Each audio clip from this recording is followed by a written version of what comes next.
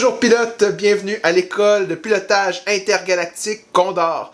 Aujourd'hui à l'école, nous allons nous consacrer à la présentation puis à l'analyse du chasseur Belbulab 22. Le chasseur Belbulab 22 fait son apparition pour la première fois dans l'univers de la guerre des étoiles dans l'épisode 3, le film La Revanche des Sith en 2005.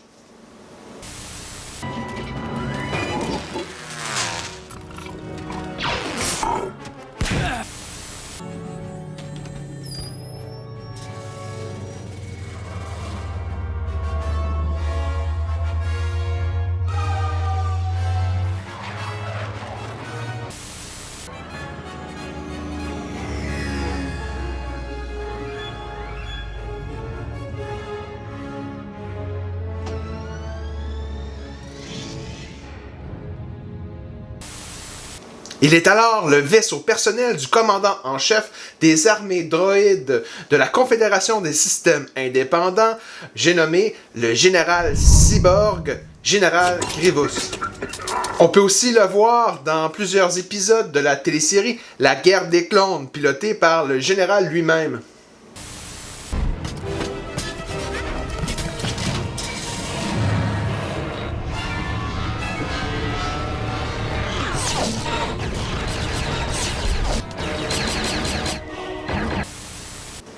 Ce vaisseau reçoit le nom de Belbulab 22 pour la première fois en 2015 lorsqu'il apparaît dans le guide visuel ultime de la guerre des étoiles, page 283. On y apprend aussi que ce chasseur à une seule place possède 2 canons triple laser à tir rapide, ce qui lui procure une puissance de tir considérable. On y apprend aussi que ce vaisseau possède un imposant moteur ionique, ce qui lui permet d'atteindre des vitesses considérables, pouvant même se comparer aux vaisseaux les plus rapides de la galaxie. Dans le jeu X-Wing, ce vaisseau est représenté par les caractéristiques suivantes. Le chasseur Belbulab 22 possède les caractéristiques suivantes. Une valeur d'attaque avant de 3 des rouges, une valeur d'agilité de 2 des verts, ainsi qu'une valeur de coque de 3 protégée par 2 boucliers. Les améliorations possibles sont les suivantes. L'amélioration de talent selon le pilote choisi, une amélioration modification, une possibilité de titre, ainsi que l'amélioration relais tactique. Le chasseur Belbulab 22 possède les actions suivantes. Une concentration blanche, une action verrouillage blanche, une action jumelée tonneau blanc suivie d'une concentration rouge et l'action jumelée d'une accélération blanche suivie d'une concentration rouge.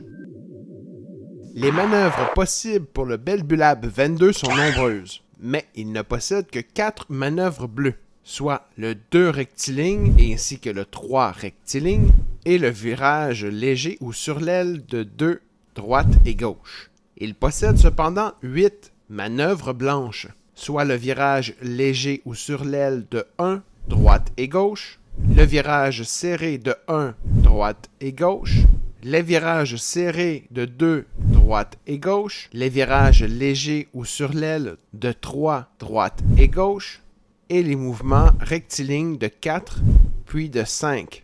Finalement, le chasseur Belbulab 22 possède 4 manœuvres rouges, soit le 3 serré droite et gauche, ainsi qu'une boucle de seg nord de valeur 3 droite et gauche. Alors, pour ce segment de l'épisode d'aujourd'hui, nous accueillons à l'école de pilotage intergalactique Condor l'instructeur Steve McLean, le Condor Alpha Prime, premier Condor. Donc, bienvenue parmi nous, content que tu sois là. Steve. Ça me fait très plaisir de participer à ton aventure. Ben, heureux que tu sois parmi nous. Tu es un pilote d'expérience, tu es un pilote aussi pilote respecté dans les communautés. Donc, pourquoi voulais-tu absolument aujourd'hui nous parler du Belbulab 22? Le vaisseau Belbulab 22, j'ai fait mes classes avec Captain Sear dans le temps. Après ça, j'ai commencé à travailler avec les autres vaisseaux dernièrement, vu que j'en ai acquis 2 autres, pour le plaisir. J'aime beaucoup ces vaisseaux-là, je les ai peinturés, puis ils ont quand même des bons avantages. C'est un vaisseau dur à tuer, puis qui peut être vraiment tannant si on l'oublie. Le Belbulab 22 possède 5 pilotes différents. Est-ce que tu vas parler de tous les pilotes? Lesquels as-tu choisi pour nous aujourd'hui? Oui, mais le INI-1, on va l'oublier un petit peu. Le INI-1, c'est juste le vaisseau de base, puis il n'y a pas de talent. Donc, un vaisseau pas de talent, je trouve que c'est pas vraiment utile, à moins que tu veux vraiment en amener un sur la table pour le plaisir de bourrer un trou. Le premier, c'est Captain Sear. Captain Sear qui est INI 2. Donc, c'est lui qui a l'avantage que quand tu peux brûler un de tes jetons de calcul pour faire comme un crack shot, pour éliminer un jeton de défense de l'ennemi. Donc, lui, il sert vraiment juste à ça. S'il y a une distance à respecter avec sa swarm, c'est vraiment un véhicule qui doit travailler au sein de plusieurs vaisseaux pour qu'il soit efficace, qui calcule toute la game. Si on y va avec le INI 3, que j'aime beaucoup quand on en a plusieurs, c'est Saskoan Ace, là Saskoan, probablement en français. Lui, c'est INI 3, et puis il a un talent. Donc, tu peux mettre des choses intéressantes comme Crackshot, Marksmanship en français, je me souviens plus c'est quoi. Puis tu mets ça là-dessus, ça peut être pratique parce que c'est un vaisseau que si tu oublies, ben, il n'y a ni un à distance 1, là, il y a 4 dés d'attaque. Donc, il peut être vraiment tannant. Avec ses 2 boucliers puis ses 3 points de vie, ben, il peut être long à tuer aussi. Ça, c'est le INI 3. Puis je m'en suis servi, j'ai fait une vidéo sur YouTube de notre chaîne des grenouilles. J'avais Général Grievous avec 2 Zao Sasquan plus 2 bombardiers. Ça peut être tannant. Il y en a un moment donné qui va l'avoir dans le bullseye, puis ça va fonctionner. Là, il va pouvoir enlever un jeton d'évasion. Puis ça peut être bien tannant. Ils sont longs à tuer. Après ça, ben, il y a Wat Tabar. Wat Tabar, c'est le fameux banquier dans la série de série de Disney. C'est le fameux banquier qu'on entend parler de tout croche. Ouais, celui qu'on joue avec le volume. Oui. Là, Ouais, il se met son son. Ouais, ça. Il se met son son sur lui, puis il parle tout croche. C'est Wat Tabar, lui. Parce que Wat Tabar, lui, son pouvoir, lui, c'est quand tu fais vraiment l'attaque de l'arme primaire, tu peux rerouler un dé par ami qui ont un calcul sur lui. Donc, il peut être assez destructeur s'il est bien placé, puis les vultures ont fait un bon blocage. Puis en plus, ben, tu peux rajouter des choses intéressantes comme Crackshot ou Marksmanship pour le rendre plus destructeur. Ok, mais est-ce que c'est juste sur Wat Tabar qu'on devrait mettre des améliorations ou sur les autres Belbulab 22 aussi? En fait, le Belbulab, si tu veux protéger ton as qui sert à protéger ta gang, surtout Wat Tabar, Captain Sear ou Grievous, il y a 2 choses bien importantes à y mettre si tu es capable. Des fois, ça peut coûter plus cher. C'est le Soulless, sans arme, qui permet d'avoir 2 points de vie de plus et de rerouler un dé quand tu n'as pas l'ennemi dans ton arc de tir. Donc, il est bon pour le défendre. Et en plus, l'armure Impervious. L'armure Impervious est vraiment bonne parce que tu peux dire tous les coups critiques qui sont des coups critiques vaisseaux, tu peux les canceller. Donc, tu as 2 charges. Quelqu'un qui va se ramasser avec un coup au but, ben tu dis désolé, mais je cancelle ce crit-là. Ce critique-là. Donc, tu viens de sauver un gratuit. Puis il y en a beaucoup des critiques vaisseaux. Hein. Donc, c'est vraiment bon. L'autre n'aime pas ça, mais qu'est-ce que je te dise? Il a le droit de le mettre sur son vaisseau. Puis ça, c'est vraiment important de le mettre pour le protéger. C'est vraiment efficace. Puis à plusieurs occasions, il m'a sauvé mon as de la fin ou le petit point de vie qui manquait là, avec Impervious Plating ou Soulless. C'est vraiment pratique sur celui que tu veux protéger. Ok, ben merci pour les améliorations. Maintenant, il te reste un dernier pilote, je pense, à présenter. Mais le pilote est mon préféré, hein, Grievous. Général Grievous, qui est le méchant robot avec 4 bras.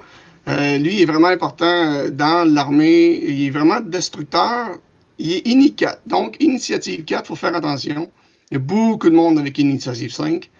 Donc, pour utiliser Grievous de manière efficace, il faut vraiment que ton escouade peut bloquer quelqu'un pour que Général Grievous aille le poignet de côté ou aller. Parce que lui, son force, c'est de pouvoir retirer des dés s'il est en dehors de l'arc de tir. Puis si tu rajoutes à ça Outmaneuver, hein, désolé, en français, c'est quoi là? Manœuvre improbable. Moi, ça, Outmaneuver, vraiment, là, c'est avec Grievous, c'est tellement bon. Tu reroules 2 dés, puis l'autre a un dé de moins pour se défendre. Mais oui, c'est INI 4, donc il faut que tu fasses attention avec. Une chose dure à jouer avec ce vaisseau-là. Le vaisseau, il y a l'action de pouvoir accélérer et virer ça avec un rouge pour devenir focus, ou faire un tonneau et aussi avoir un focus rouge. Par contre, son bleu n'est pas une chose très très nombreuse son jeton de manœuvre. Donc, aussitôt qu'il est stressé, ce vaisseau-là, il est dur à ramener au combat. Donc, il faut faire bien attention quand on décide de le stresser, que ce soit vraiment utile ou que tu sais que tu as 2-3 tours facilement avant de le ramener en jeu. Il y a le vire, le SQ3 qui est vraiment pratique pour virer de bord, mais il y a le tourne à 90 degrés 3 qui est rouge. Donc, il faut faire bien attention à ce qu'on fait avec. Faut le promener, l'approcher, puis tu sais, c'est pas le gros tueur au monde, mais quand il réussit à bien se placer, il fait le travail, mais là, ça lui prend un tour ou deux avant de revenir. Donc, il faut faire bien attention de ne pas le stresser trop souvent ou le stresser quand c'est vraiment le travail. Mais quelqu'un veut se défendre contre un Belbulab, ben quand ils sont rendus stressés, ben écoute, c'est bon, ils ne se déstressent pas tout de suite. Parce qu'il n'y a pas beaucoup de bleu. Donc, il faut faire bien attention. Tu sais que son bleu qu'il a, c'est comme juste la manœuvre 2, deux banks, puis c'est tout. Là. Puis 3, puis il n'y a pas grand-chose. Donc, il faut faire bien attention. Si tu veux te défendre contre lui, ben, s'il est stressé, go, c'est le temps. S'il n'est pas stressé, ben là, il y a des avantages, là, parce que ça peut aller vite. Il y a 5 blancs. Donc, il bouge 5 blancs, il a passé à l'accélération avec focus. Mais il est rendu loin, là. Il y a la moitié du terrain est faite. C'est pour ça que ça besoin de jouer 3. Les 3 bougent à 5. C'est comme des intercepteurs, mais un peu bizarre, là, avec des gros chars vieux des années 60. C'est vrai qu'il est beau. Ben, je veux savoir si tu n'avais pas justement gagné le Frog Squadron Open 2019 là, avec un Belbulab 22. Comme Captain Sear. Mais quand j'ai gagné le Frog Open, je jouais contre Grievous. Mon opposant, un autre grenouille, lui, il avait Grievous dans son squad. Puis c'était d'ailleurs son plus bas de son squad. C'était Grievous. Il y avait Dark Maul, Grievous, puis l'espèce les petites bébites là, à Inisis là, qui donnaient des jetons de tracteur beam partout. Ouais, comme la coquerelle. Ouais, c'est ça, une coquerelle. Il vient avec une coquerelle. Puis il était vraiment bon avec. Là, il m'a vraiment donné du trouble. OK. Ben merci pour tes conseils d'amélioration, entre autres. Je veux savoir comment est-ce qu'on joue bien maintenant le Belbulab 22 quand on joue en... Options. Première option, ton Belbulab te sert de support à ta troupe. En support, ben, tu mets le TA75, le YA175, qui donne beaucoup d'avantages à tes droïdes. S'il meurt, il donne plein de focus de tokens partout. Ça, tu donnes, puis tu le mets en arrière. Tu le mets en arrière, tu le défends, il faut que ce soit à range 0,3 pour que ça marche. Donc, tu t'en sers, puis tu fais juste qu'il survive le plus longtemps possible. Sinon, ben, tu t'en sers comme Grievous d'un os qui sert de tueur.